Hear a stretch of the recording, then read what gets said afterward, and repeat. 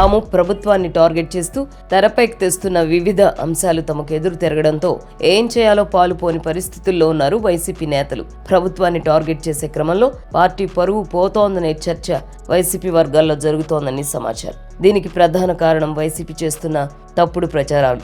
పీపీపీని అడ్డుకోవడానికి వైసీపీ నాయకులు చేసిన రచ్చ, జగన్ బెదిరింపులు, 108 అంబులెన్స్ల మీద చేసిన తప్పుడు ప్రచారం జనాల్లో వైసీపీ మీద చాలా వ్యతిరేకత తెచ్చిపెట్టింది. ఇది చాలదన్నట్టు గత 3 రోజులుగా 2 విషయాల మీద వైసీపీ నాయకులు మాట్లాడుతున్న మాటలు చాలా రోతగా ఉంటున్నాయి. జగన్మోహన్ రెడ్డికి ఏమాత్రం సంబంధం లేని భోగాపురం ఎయిర్పోర్ట్ని జగనే కట్టాడని సిగ్గు లేకుండా జగన్ గ్యాంగ్ ప్రచారం చేస్తోంది. 2015లో చంద్రబాబు ముఖ్యమంత్రిగా ఉన్నప్పుడు పడిన బీజం భోగాపురం ఎయిర్పోర్ట్.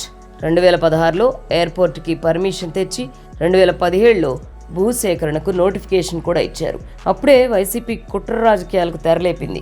భూములు కోల్పోతున్న రైతులను రెచ్చగొట్టి వాళ్ల చేత వందలాది కేసులు హైకోర్టులో వేయించిన వ్యక్తి జగన్ అలా భోగాపురం ఎయిర్పోర్ట్ని ముందుకు వెళ్లకుండా అడ్డుకున్నాడు. 2019లో అధికారంలోకి వచ్చాక కట్టాడా అంటే అది లేదు. ఆ 5 ఏళ్లలో 25% పనులే చేసిన ఘనుడు జగన్మోహన్ రెడ్డి. కూటమి ప్రభుత్వం వచ్చిన వెంటనే 70%కి పైగా పనులు పూర్తి చేసి ఈ సంవత్సరం జూన్లో ఎయిర్పోర్ట్ని ప్రారంభించడానికి సన్నాహాలు చేస్తోంది. ఎయిర్పోర్ట్ పనులను వేగవంతం చేసిన వ్యక్తి చంద్రబాబు నాయుడు. ఆదివారం ఎయిర్ ఇండియా విమానం టెస్ట్ ల్యాండింగ్ కూడా విజయవంతంగా పూర్తయింది. ఇప్పుడు సడన్ గా వైసీపీ సీన్లోకి ఎంటర్ అయ్యి ఎయిర్పోర్ట్ని జగన్ రెడ్డే కట్టాడంటుంటే జనాలకు నవ్వాలో ఏడవాలో తెలియడం లేదు. వైసీపీ చెప్పింది నమ్మేయడానికి జనాలు పిచ్చోళ్ళేమీ కాదు. ఇటువంటిదే Rayalaseema lift irrigation project.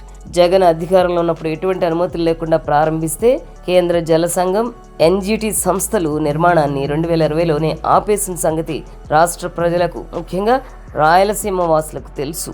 Telangana అసెంబ్లీలో రేవంత్ రెడ్డి ఏదేదో మాట్లాడితే దాన్ని పట్టుకుని చంద్రబాబు రాయలసీమకు అన్యాయం చేశాడంటూ శోకాలు పెడుతున్న జగన్ గ్యాంగ్ని చూసి ప్రజలు నవ్వుకుంటున్నారు. ఎప్పుడో 5 ఏళ్ల క్రితం జగన్ పుణ్యమా అని ఆగిపోయిన రాయలసీమ ఎత్తిపోతల పథకాన్ని ఇప్పుడు చంద్రబాబు ఎలా ఆపుతాడు? అది ఎలా సాధ్యమో జగన్ గ్యాంగే చెప్పాలి.